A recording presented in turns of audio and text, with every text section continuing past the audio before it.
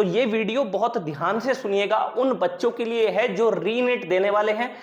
Chemistry में, biology में काफी अच्छा चल रहा है, लेकिन फिजिक्स को लेके कहीं ना कहीं डर है कि कहीं फिजिक्स में अगर नंबर कम रह गए तो जीएमसी मिलने से रह जाएगा। तो भाई उन बच्चों के लिए मैं एश्योर कर देता हूं कि ये वीडियोस आप सभी के लिए हैं, ये किसी टॉपर्स के लिए वीडियो नहीं है भाई, ये उन बच्चों के लिए वीडियोस हैं जिनका फिजिक्स में ज्यादा काम खराब है और वो अच्छा करना चाहते हैं ताकि अपनी एक अच्छी रैंक लेके अपनी एंट्री जीएमसी में कर सकें। तो भाई आपको करना क्या है, जैसे जैसे ये वीडियोस आएंगी सारे चैप्टर्स मैं इसमें कवर करूंगा, आप इनको बहुत शिद्दत के साथ देखिए और पाइएगा कि कुछ समय बाद आप सारे चैप्टर्स को बहुत अच्छे से कर लेंगे with concept and with questions. तो बिना किसी टाइम को वेस्ट किए हुए आपको सीधा लेके चलता हूं क्वेश्चंस पे।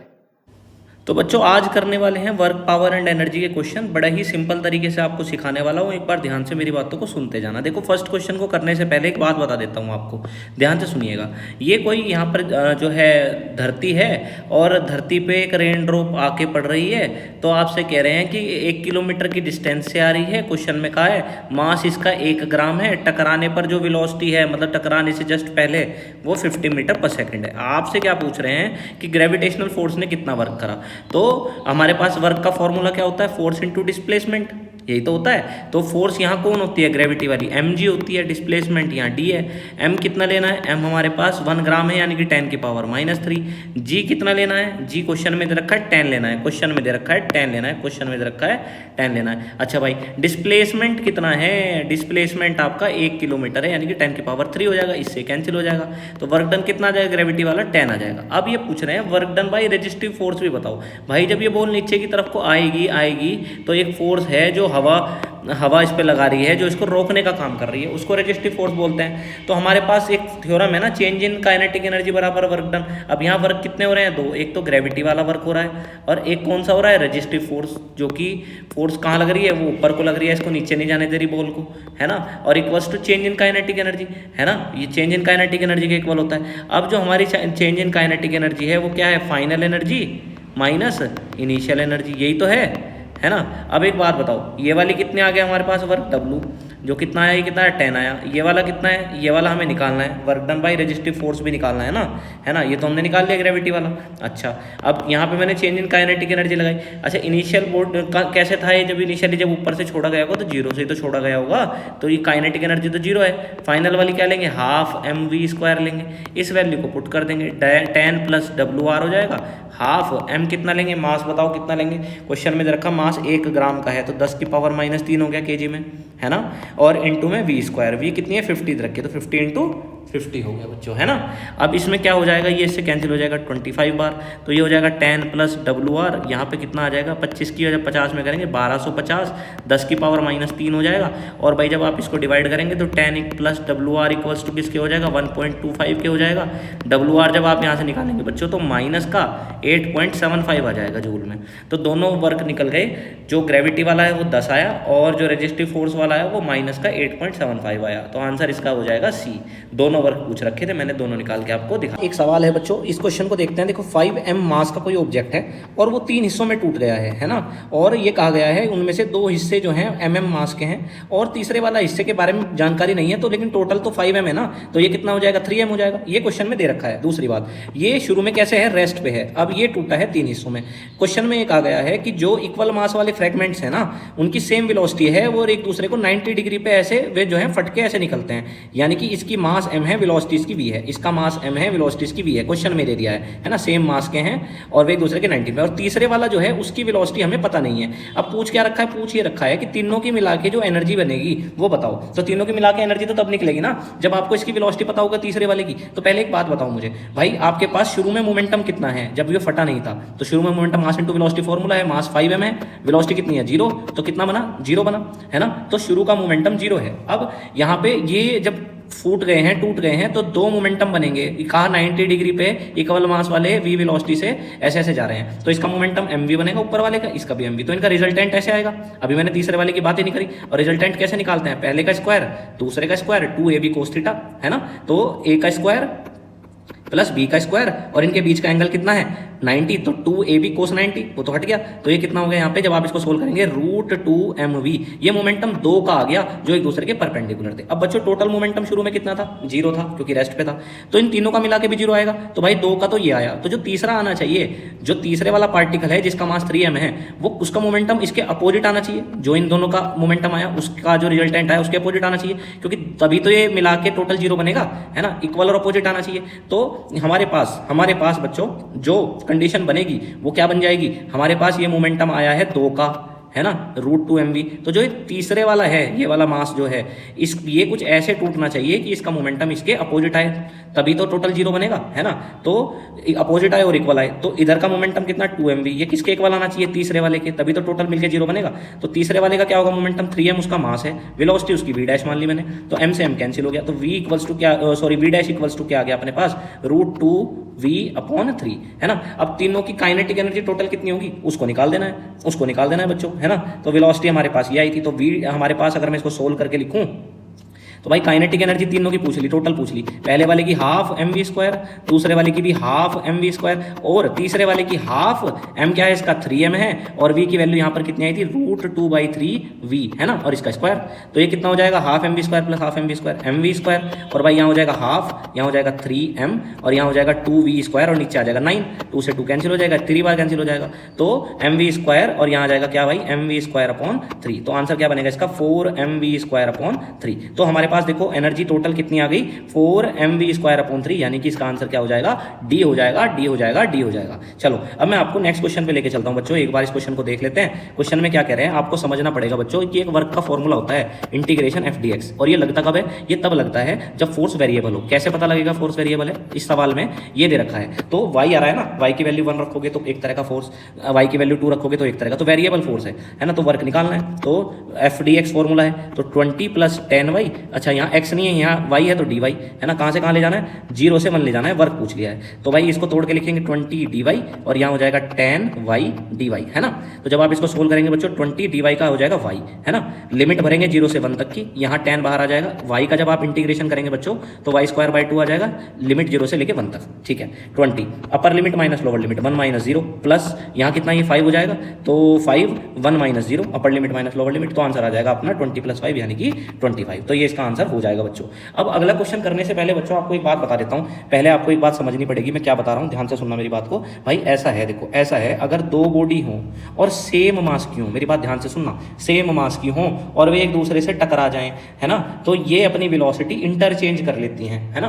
तो आप कहोगे कैसे, मैं इसको करके दिखाऊंगा, लेकिन ये रट्टा मार सकते हैं आप, तुरंत आंसर बता देंगे अगर ये सवाल आएगा। अगर ये मास आइडेंटिकल हैं और ये एक दूसरे से टकरा जाएं तो इनकी वेलोसिटी इंटरचेंज हो जाती हैं। चलो अब मेरी बात सुनो ध्यान से, जैसे ए वाले की वेलोसिटी क्या दे रखी है 0.5, बी की दे रखी है -0.3, तो यहाँ पर जो ए वाले की वेलोसिटी है टकराने के बाद वो किसकी बन जाएगी, बी की बन जाएगी, और जो बी वाले की वेलोसिटी है वो टकराने के बाद किसकी बन जाएगी, ए की। तो इस हिसाब से हमारा जो आंसर हो जाएगा वो सी हो जाएगा, है ना।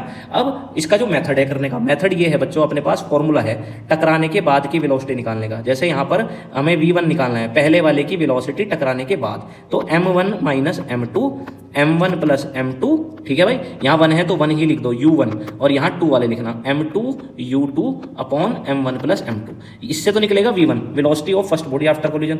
वेलोसिटी ऑफ सेकंड बॉडी में क्या करेंगे, देखो जब यहाँ 1 था तो यहाँ भी तो 1 - 2 हुआ, तो जब यहाँ 2 है तो क्या होगा 2 - 1, है ना, नीचे m1 + m2, है ना। यहाँ पे देखो यहाँ 1 था तो यहाँ भी 1 लिखा था, यहाँ 2 है तो यहाँ क्या लिखूंगा मैं 2 लिखूंगा मल्टीप्लाई में। अच्छा यहाँ 1 था तो यहाँ आपने 2 वाली टर्म्स लिखी थी, तो यहाँ 2 है तो क्या लिखेंगे 1 वाली टर्म्स लिखेंगे बच्चों, है ना। आप इसमें आंसर में इन दोनों फॉर्मूले में जब आप पुट करेंगे तो सेम आंसर मिलेगा जो मैंने आपको शुरू में बताया, है ना। m1 और m2 सेम है, ये बात ध्यान रखना। तो ये जो फॉर्मूले बताए मैंने इनमें तो मास कुछ भी हो सकते हैं, लेकिन क्वेश्चन में सेम है m1 और m2, तो ये भी m ये भी m, है ना। तो जब आप इनको सोल्व करेंगे तो आपको यही आंसर मिलेंगे जो मैंने आपको बताया। आप ट्राई कर सकते हैं। नेक्स्ट क्वेश्चन पे मैं आपको लेके चलता हूँ। तो बच्चों अब हमारे पास ये क्वेश्चन है, देखो क्वेश्चन का लेवल अच्छा खासा है, नीट का क्वेश्चन है, तो इसको हमें बहुत अच्छे से समझना है। देखो पावर का फॉर्मूला क्या होता है पहले तो ये बताऊं मुझे। अब पावर का फॉर्मूला होता है dw/dt, है ना। अब क्वेश्चन में क्या पूछ रखा है, आपको पावर तो दे रखी है और आपसे पूछ ली है क्या, फोर्स पूछ लिया आपसे, ये क्वेश्चन है अपना। तो भाई इस सवाल को कैसे करेंगे, देखो पावर का फॉर्मूला क्या होता है dw/dt होता है, तो यहाँ से k = dw/dt हो जाएगा, है कि नहीं भाई। और सुनते हैं देखो क्या है आगे, ये इधर चला जाएगा तो के डी टी इक्वल्स टू किसके हो जाएगा, डी डब्ल्यू के हो जाएगा। जब आप इंटीग्रेशन करेंगे तो डी एक्स का इंटीग्रेशन एक्स होता है, डी डब्ल्यू का डब्ल्यू हो जाएगा, के बाहर आ जाएगा, के टी बराबर डब्ल्यू आ जाएगा। इंटीग्रेशन सबको आना चाहिए भाई, है ना। इतना हो गया। अब आप एक बात बताओ, वर्क डन का फॉर्मूला क्या होता है, change in kinetic energy, final energy minus initial energy, है ना, यही तो फॉर्मूला है, फाइनल एनर्जी माइनस इनिशियल। और बॉडी जो है रेस्ट पे चल रही है तो ये तो हट जाएगा सारा।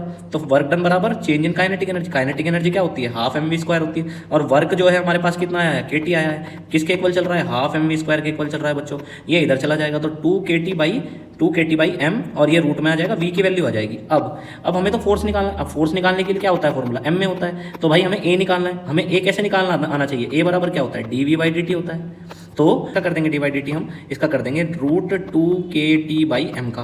तो इसमें से बाहर क्या आ जाएगा, रूट 2K बाई एम पूरा बाहर आ जाएगा। डी बाई डी टी किसका हो जाएगा, रूट टी का। रूट टी को मैं ऐसे लिख सकता हूँ क्या, टी की पावर 1/2, है ना। तो मैंने इसको ऐसे लिख लिया। तो ए की वैल्यू क्या बनेगी यहाँ से, अगर हम इसको देखें तो ए की वैल्यू बनेगी भाई 2KM, है ना। इसका फॉर्मूला 1/2 टी की पावर 1/2 माइनस 1 है कि नहीं। ये डिफरेंशिएशन का फॉर्मूला लगा दिया। तो ए इक्वल्स टू कितना आ गया यहाँ पे, रूट 2K अपॉन एम, और इंटू में क्या है भाई 1/2, और माइनस करके क्या है टी की पावर माइनस का 1/2। अच्छा, हमें तो फोर्स निकालना है, फोर्स इक्वल्स टू क्या होता है, एम में, तो मुझे एम से मल्टीप्लाई कर देनी है इसमें। तो हमारे पास फोर्स जो होगा एम, ए की वैल्यू क्या है अपने पास, root 2K by M into 1/2, और इंटू में टी की पावर माइनस का 1/2। भाई इसको root M into root M करके लिख लूँ क्या। तो जब मैं इसको रूट एम देखो ऐसे लिख लेता हूँ, root M into root M, है ना। और यहाँ क्या है रूट 2KM, और यहाँ क्या है 1/2 टी की पावर माइनस का 1/2, है ना। थोड़ा सा मैं इधर से रब कर देता हूँ ऊपर की तरफ से, है ना भाई। तो जब मैंने इसको यहाँ से इसको आगे सोल्व करा तो रूट एम से एक रूट एम कैंसिल हो गया, तो अंदर क्या बचा, रूट 2KM, है ना, ये अंदर आ गया ना इसी के साथ, और इंटू में क्या आ गया यहाँ पे 1/2 और टी की पावर माइनस का 1/2, इतना आ गया। अब हमारे पास आया बच्चों, इसको मैं ऐसे लिख लूँ क्या, देखना रूट 2K बाई एम था, नीचे मैं इसको ऐसे तोड़ के लिख लूँ क्या, रूट 2 इंटू रूट 2, है ना भाई। और मतलब मैंने इसको 1/2 को तोड़ के लिखा है, ऐसे लिख सकता हूँ टी की पावर माइनस का 1/2, है कि नहीं भाई। तो एक रूट 2 से रूट 2 कैंसिल हो गया, तो अंदर बचा root K by M upon 2, है ना, और टी की पावर माइनस का 1/2। तो देखो हमारे पास कोई ऐसा ऑप्शन है क्या, ये रहा देखो, रूट KM बाई 2 टी की पावर माइनस का 1/2। तो इसका आंसर क्या हो जाएगा अपने पास, सी आंसर हो जाएगा बच्चों, है ना। तो चलो बच्चों मैं नेक्स्ट क्वेश्चन पे लेके चलता हूँ। इस क्वेश्चन को करने से पहले एक बात आप समझ लो भाई, 1 मीटर क्यूब में कितने लीटर होते हैं, 1000 लीटर होते हैं, याद कर लो। कभी कभी आपको प्रेशर जो होता है प्रेशर, उसको mm/Hg में देते हैं, mm/Hg में।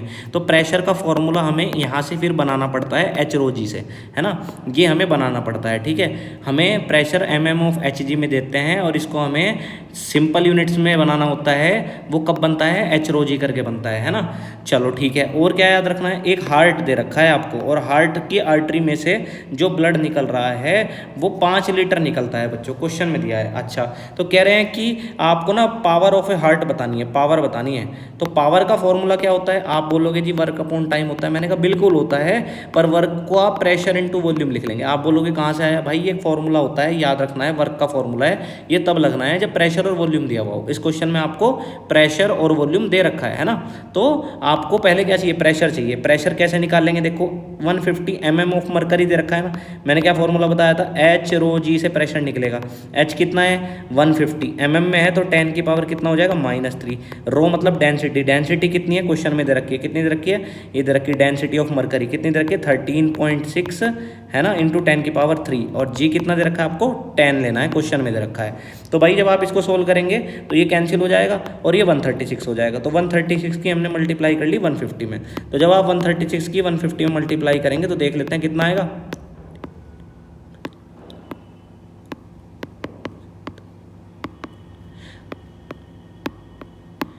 ये आएगा बच्चों हमारे पास 20400। ये हमारे पास क्या आया है, ये हमारे पास आया है पावर, सॉरी ये आया है हमारे पास प्रेशर।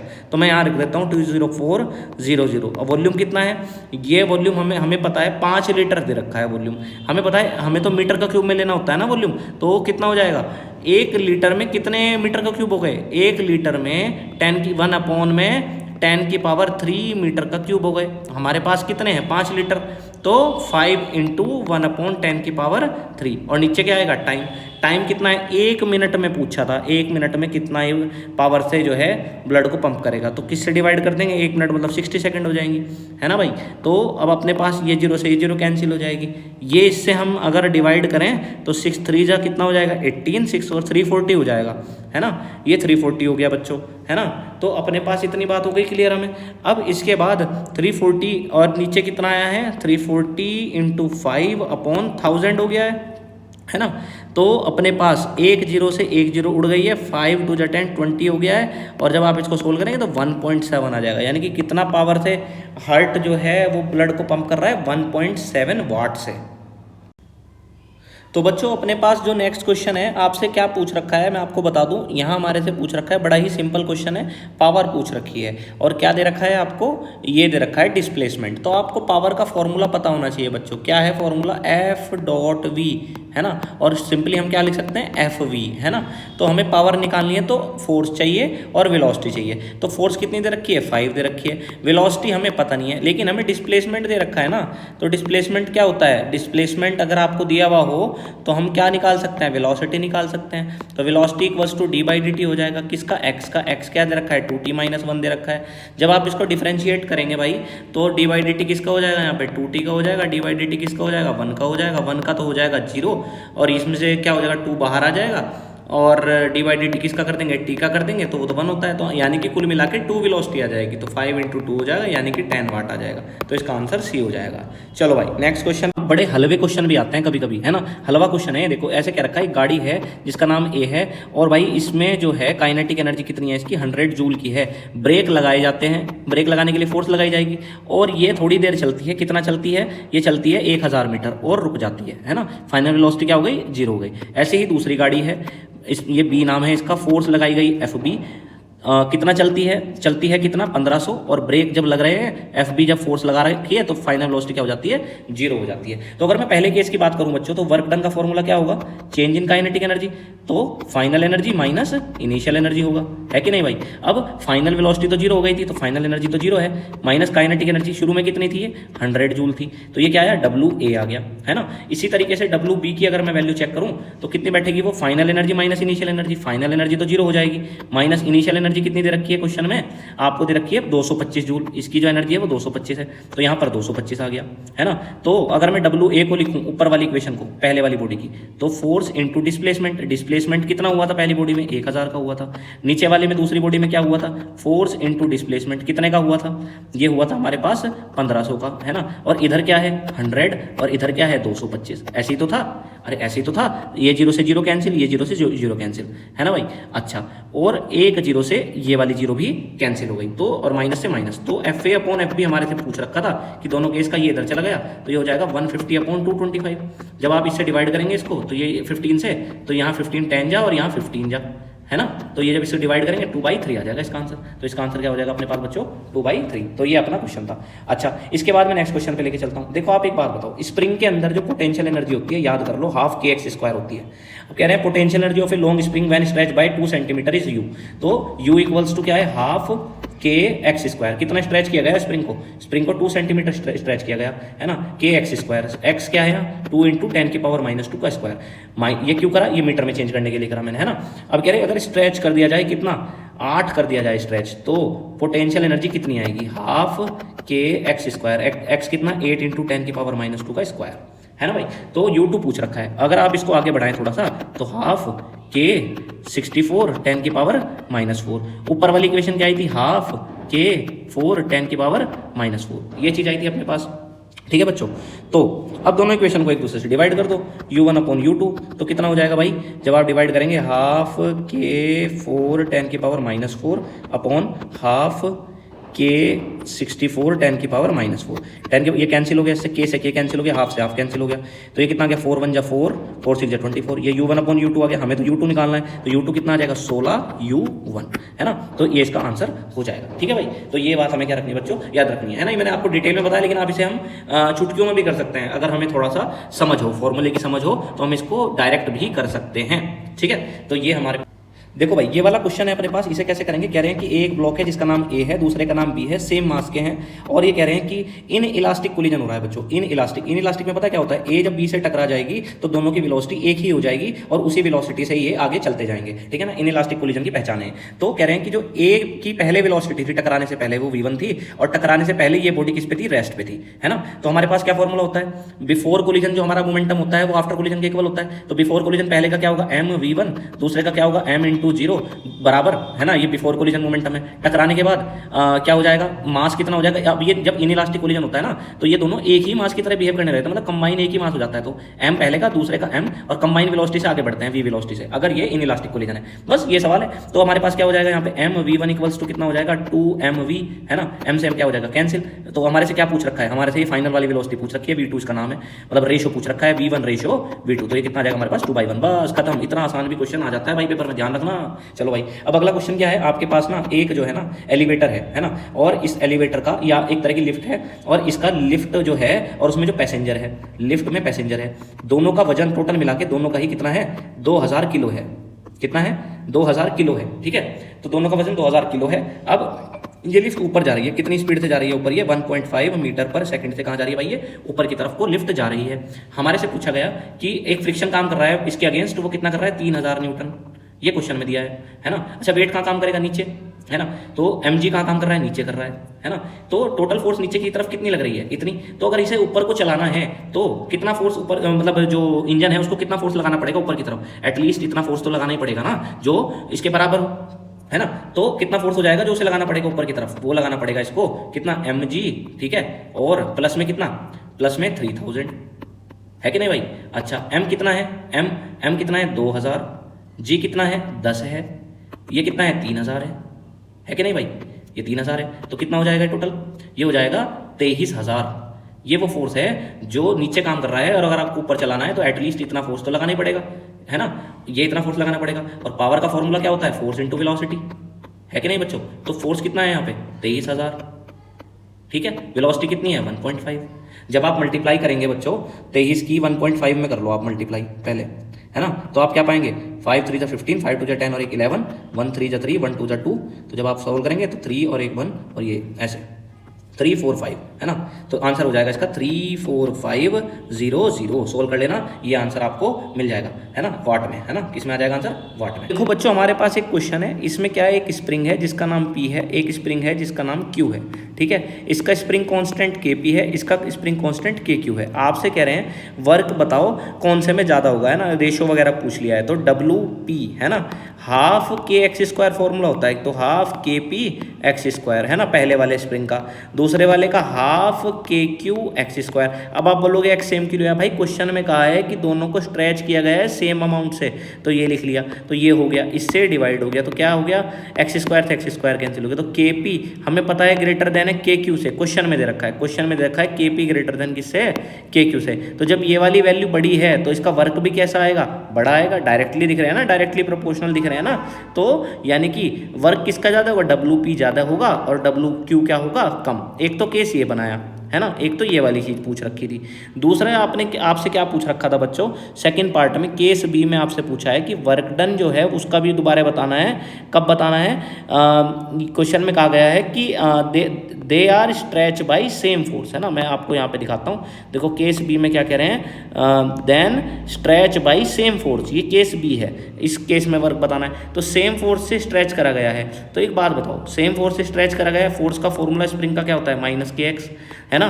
सेम फोर्स से तो पहले वाला kp xp, और सेम फोर्स से दूसरे वाला किया गया तो kq xq, है कि नहीं भाई। दोनों फोर्स सेम है तो बराबर रख दिया kp xp, और ये माइनस का kq xq, है कि नहीं। माइनस से माइनस क्या हो जाएगा, कैंसिल हो जाएगा। तो यहाँ पे हमारे पास क्या रिजल्ट बन के आएगा, अगर मैं xp/xq का रेशियो निकालूं तो भाई ये आएगा kq/kp, है ना भैया, ये अपने पास आएगा। अब क्या करें, अब वर्क का रेशियो निकालना हमें तो भैया, तो WP/WQ निकालना है। तो क्या हो जाएगा, हाफ k क्या है यहाँ पे, kp, है ना, xp का स्क्वायर अपॉन हाफ kq/xq का स्क्वायर। भाई हाफ से हाफ क्या हो गया, कैंसिल। अच्छा xp/xq की जगह क्या लिख देंगे आप, के क्यू अपॉन के पी। तो जब आप ये पुट करेंगे तो मैं आपको इधर करके दिखाता हूँ, देखो इधर की तरफ करके दिखाता हूँ अब की बार, है ना भाई। तो देखो क्या हो जाएगा अपने पास, W A upon W B यानी कि पी अपॉन क्यू, है ना। तो क्या हो जाएगा के पी अपॉन के क्यू, के पी अपॉन ये लिखा हुआ देखो के पी अपॉन के क्यू, है ना भाई। और x P upon x Q, x P upon x Q क्या आया, के क्यू अपॉन के पी आया, और इसका स्क्वायर भी है। तो जब आप इसको सोल्व करेंगे तो ऊपर बचेगा के क्यू, है ना, और नीचे बचेगा के पी। तो आप देख रहे हो यहाँ कैसे आ रहा है वर्क यहाँ उल्टा आ रहा है, तो इन्वर्सली आ रहा है, नहीं आ रहा है, यानी कि और हमें क्या पता है, के क्यू ज़्यादा है, के क्यू ज़्यादा है तो जो इसका वर्क होगा वो कैसा होगा, कम होगा, है ना। ये बात हमें याद रखनी, देखो ये देखा ना। तो हमें पता है, हमें क्या पता है, के क्यू यहाँ कम है, के क्यू यहाँ कम है तो इसका वर्क ज़्यादा होगा, यानी कि डब्ल्यू क्यू ज़्यादा होगा, उल्टा आ रहा है ना। अच्छा, और हमें पता है के पी यहाँ कैसा है, के पी यहाँ ज़्यादा है तो वर्क डन कैसा होगा, कम होगा, उल्टा आ रहा है, तो ये वाली कंडीशन बनेगी, है कि नहीं भाई।